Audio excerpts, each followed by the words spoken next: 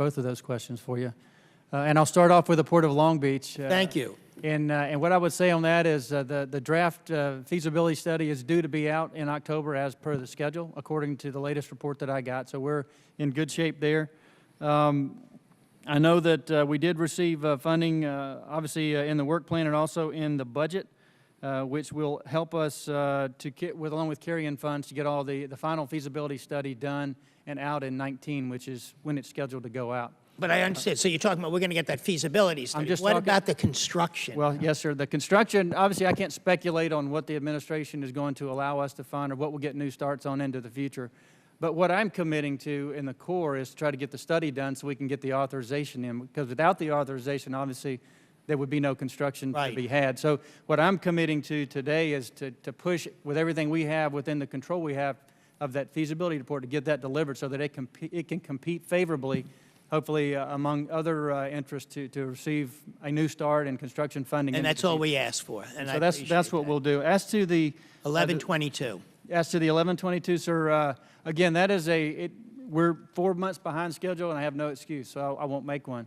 What I will say, though, is that we are committed to getting the evaluation criteria right, so that, and I'm thrilled to death. You should always be committed to getting it right. Yes, sir.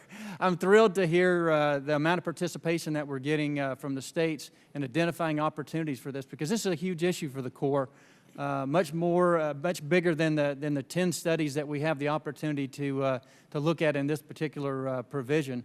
The dredge material management program overall is something that we are looking at very closely in the Corps of Engineers, and this pilot study will really help us to determine some best case ways to work dredge material management to make the most beneficial use all across the nation to solve other problems that we have. So we're committed to doing this. We are scheduled to have the implementation guidance out in the next month or so.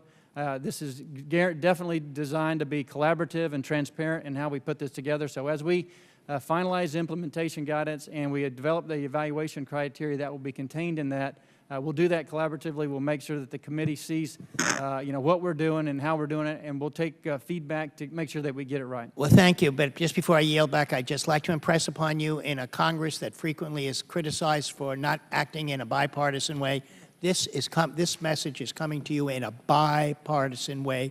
We want to see this program implemented. And, sir, to answer your specific question, we want those pilots identified by the end of the calendar year of this year.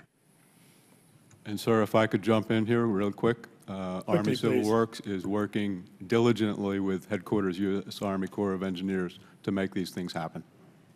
Thank you. Thank you. Good.